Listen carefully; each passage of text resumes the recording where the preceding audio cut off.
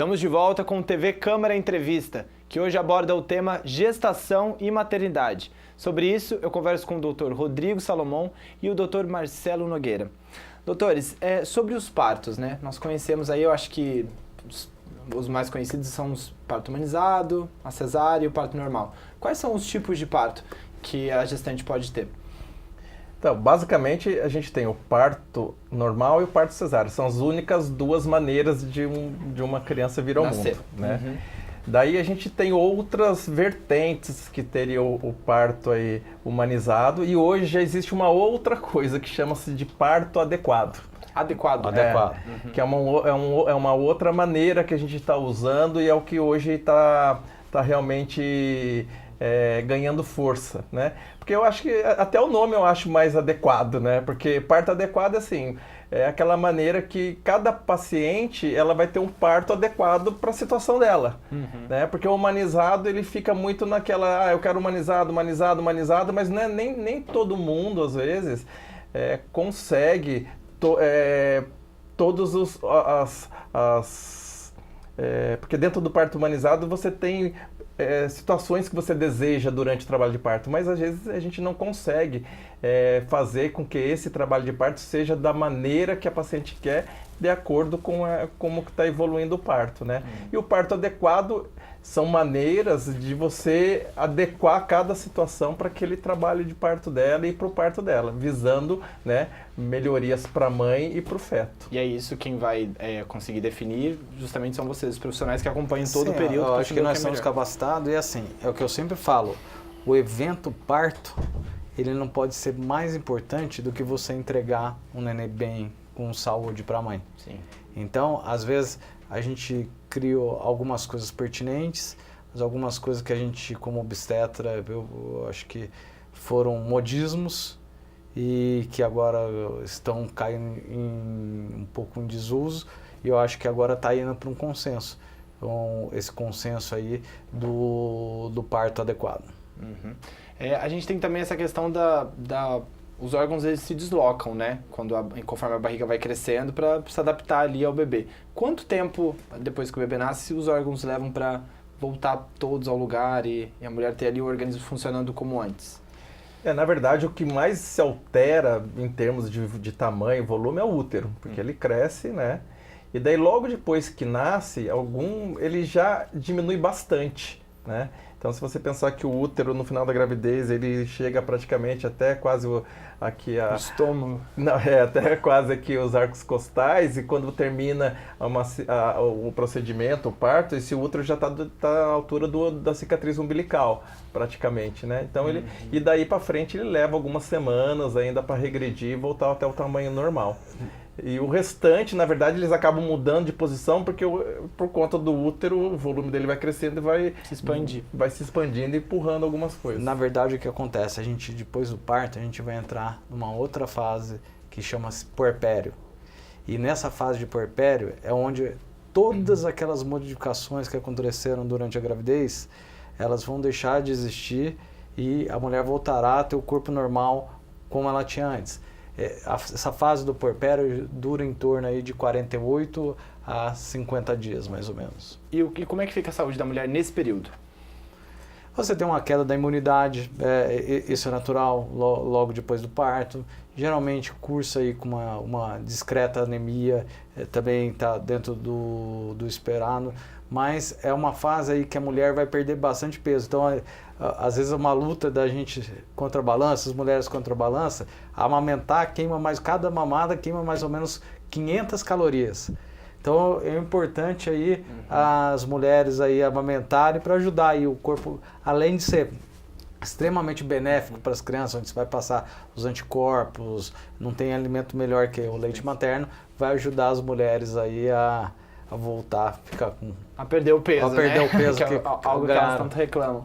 Mas é bem preocupante isso, na verdade, que vocês falaram, porque esse período, que é justamente o período que você está amamentando, que o bebê precisa muito, e aí você tem essa questão da imunidade baixa, da anemia, né? Quais são os cuidados que a mulher tem que ter para ela conseguir se manter saudável, principalmente para ela conseguir amamentar e passar essa saúde para o Acho bebê. que, sobretudo, aí uma alimentação adequada, a ingestão de um bom polivitamínicos aí pode ajudar. É muito comum nessas fases aí, a gente vê até gestantes reclamando, né, Marcelo, de queda de cabelo, então a gente passa aí às vezes a gente tem que entrar com um complemento, com uma fórmula vitamínica aí para diminuir essa queda de cabelo. Então é uma fase que exige muito do organismo da mulher. Então, acho que se alimentando direito, tendo uma vida regrada, sem abuso de álcool, droga, isso ajuda bastante a mãe passar com facilidade dessa fase que não é uma fase fácil. E o parto normal também ajuda muito nesse aspecto, né?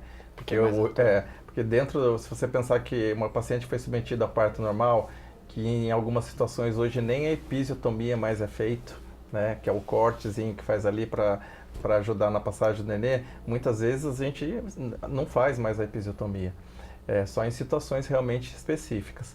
Então, se você pensar uma paciente que ganhou nenê, não precisou fazer nem episiotomia, ela praticamente está meio caminho já andado em termos de recuperação. Lógico que daí uma boa alimentação, tudo isso aí vai ajudar, que foi o que o Rodrigo falou. Agora, a da cesárea, realmente ela vai ter um pouco mais de dificuldade, porque ela acabou de fazer um procedimento cirúrgico, né? Embora todo mundo ache que a cesárea é uma coisa tranquila, mas não deixa de ser uma cirurgia considerada de grande porte. Então tem todos os riscos de uma cirurgia e até a própria recuperação ela acaba sendo uma recuperação, né, um pouco mais cautelosa, porque você tem que ter os cuidados com os pontos cirúrgicos, então a paciente já não deambula, não anda com tanta facilidade porque ela tem um pouco de dor, o intestino já que não está funcionando direito ainda, então tem algumas coisas que acabam dificultando essa fase. Pelo menos nas primeiras semanas, depois já começa a ficar bem mais tranquilo. Mas o parto normal, nesse sentido, ele acaba saindo bem na frente do parto cesárea na hora da recuperação. Uhum. Depois do período de gestação, desse período até de 50 dias, onde a mulher o organismo da mulher vai voltando para o normal, tem algo que, assim, que a mulher tinha antes da gestação e que muda ali durante a gestação e vai ser permanente? Ou o corpo volta, o organismo volta todo, assim, ao que era antes? Tem algumas situações, por exemplo, tem algumas pacientes que acabaram durante a gestação evoluindo para uma diabetes gestacional ou acabaram fazendo uma pré-eclâmpsia, que é a pressão subindo na gravidez. Uma média de 50% delas podem vir a ficar diabéticas e hipertensas depois da gestação. Né? Uhum. Então é por isso que a gente também se preocupa tanto com esse lance dessa importância de ficar com alimentação, atividade física, o próprio pré-natal, que é onde você se identifica essas alterações, porque uma gestante que pode começar tudo bem, ela pode sair da gravidez hipertensa, diabética, né? Então a gente tem que ter um certo cuidado. Mudanças acontecem realmente, né? Mas a gente procura durante o pré-natal e durante o próprio, né, trabalho de parto orientar a paciente para que isso possa minimizar prováveis problemas depois. Então tem que se cuidar muito mais do que a gente imagina, né? Sobre a alimentação, novamente, a gente falou muito do que a gente precisa ingerir e o que é importante frisar que, assim, tem que ser proibido durante a gestação da alimentação da mulher. Eu acho que assim, eu sempre dou lógico que você pensar nas coisas saudáveis, que é o que você tem que ingerir. Você tem a mãe, eu sempre costumo falar que tem que usar o bom senso e lembrar que tudo que você está comendo ou ingerindo, você está passando para o seu nenê. Então, faça aí uma autocrítica das coisas que você está se alimentando ou ingerindo e veja se aquilo seria saudável ou não para uma criança. Com certeza o sal é uma coisa que tem que diminuir. Os carboidratos, porque o carboidrato é um tipo de açúcar, né? Então, por conta aí de diabetes aí na gravidez, então a gente vê que as pacientes acabam, às vezes, só não como nada, doutor, só como um pãozinho o dia inteiro e não sei o quê. Então, eu acho que é aquilo que a gente comentou, é uma alimentação adequada. Eu acho que nada está proibido, né? Desde que não seja excessivo. Se for uma coisa balanceada e dentro do esperado, não teria problema nenhum. Uhum. Agora, eu queria falar um pouco com vocês sobre a questão hormonal, né? Depressão pós-parto, a depressão durante o parto e até a pós-parto é um descontrole hormonal também? Mais do que sentimental, assim, do que psicológico? Existem diversos estudos aí, não existe uma comprovação científica, mas a gente percebe que está muito ligado ao hipoestrogenismo, a queda dos níveis de estrogênio, que é um hormônio que é produzido basicamente na mulher, que acontecem logo após no puerpério imediato, aquela fase depois que a mulher ganhou a criança. E são casos graves. A gente começa dos casos mais leves, que são os blues puerperais, aquela forma leve de depressão, podendo chegar até os casos de psicose pós-parto, onde a mãe, de uma forma inconsciente, ela tem a vontade de matar a criança. Tem que tirar a criança. Você tem, às vezes lá no hospital, né, a gente tem que afastar a criança da mãe, porque senão ela é capaz de matar a criança. Tudo por essa questão desses hormônios que sofrem. Dessa bagunça hormonal que acontece. E acontece alguma coisa no sentido de, às vezes, isso perpetuar, assim, por algum tempo. Porque eu acredito que o hormônio ele tem esse tempo, mas ele vai durar por um tempo, depois ele passa. Por que em alguns casos isso se prolonga? Porque é muito importante você estabelecer um vínculo, estabelecer um vínculo afetivo da mãe com a criança logo que nasce.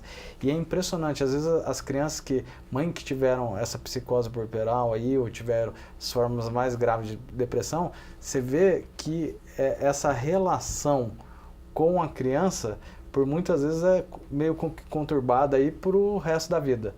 Não é uma coisa só naquele momento. Esse é impressionante como esse vínculo da mãe com a criança nesse primeiro momento aí é importante aí pro longo da vida. Por isso que dentro das medidas do próprio parto, dentro do parto normal, a cesárea é mais complicada porque geralmente existe toda a parte técnica lá que tem que ser respeitada, mas no parto normal tem muito aquilo de você, do nascimento, já colocar a mãe logo em contato com o nenê, procurar fazer a amamentação logo no início. Isso tudo aí para você já, o alojamento conjunto, para você já criar um vínculo forte dos dois. Uhum. Algumas mães, é interessante, né? Elas se preparam para o parto, mas elas não pensam tanto no que vem depois, né? Na verdade, eu costumo falar para os pacientes no consultório. No pré-natal elas estão sempre falando a respeito da dificuldade, mas eu falo assim que eu acho que pior do que o parto, porque o parto, se a gente pensar, vai ser um dia que você vai estar ali ou em trabalho de parto, que vai evoluir para um parto normal ou efetivamente para uma cesárea, mas acabou. Um dia, 24, 48 horas ali nessa luta aí. Mas o depois, que eu acho que é o pior, é a amamentação. Uhum. Porque a amamentação é muito difícil, né? Porque é livre demanda, então você tem que deixar o neném amamentar a hora que ele quiser, então você perde noites, você já está num período em que você já está tentando se recuperar, né? Ainda mais em casos de parto cesárea, ainda você tem uma certa dificuldade. Eu acho que a amamentação ela é uma coisa que bem... não é que atrapalha, mas é que ela exige muito da mãe. Uhum.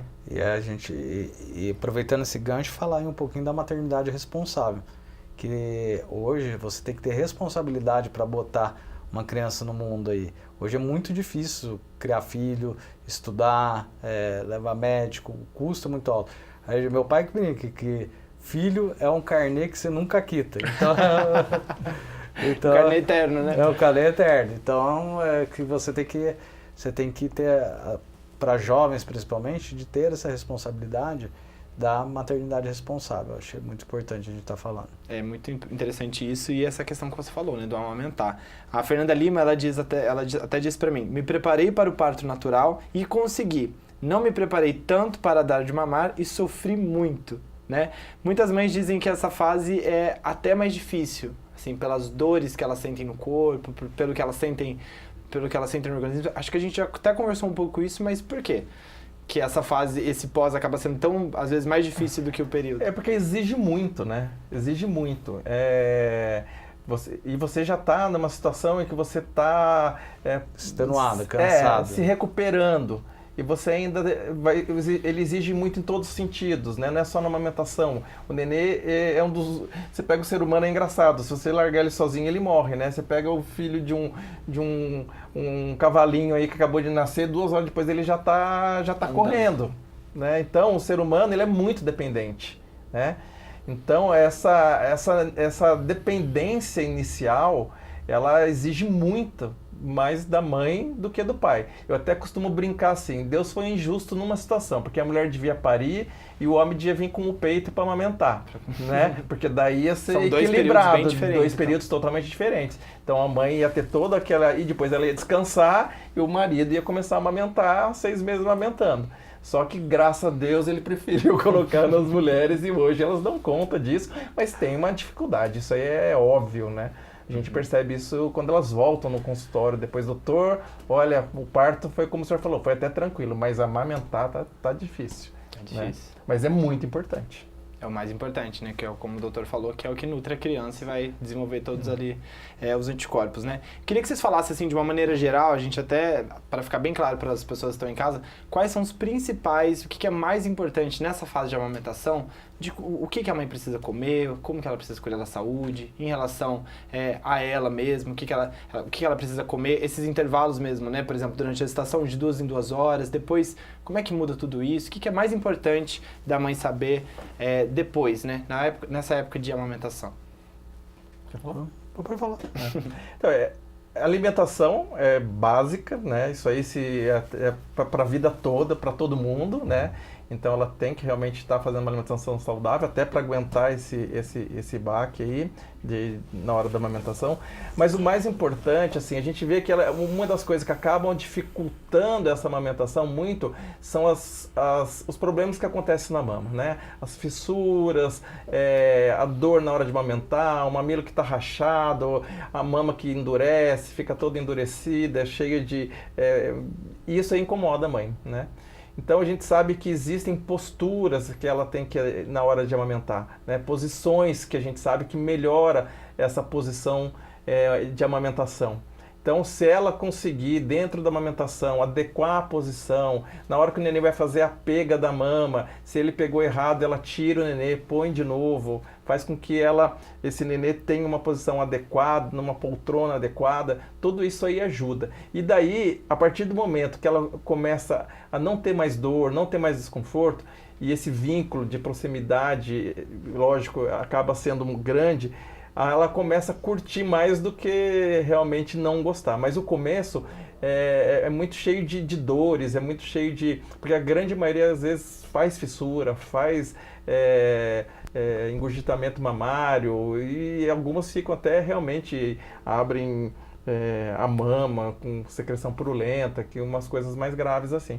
Mas, de qualquer forma, nessa fase, seria bom um ambiente adequado, um local adequado, posição correta na hora de amamentar, né? Uma alimentação saudável, um ambiente tranquilo, calmo, onde ela pudesse estar aquele contato com o nenê.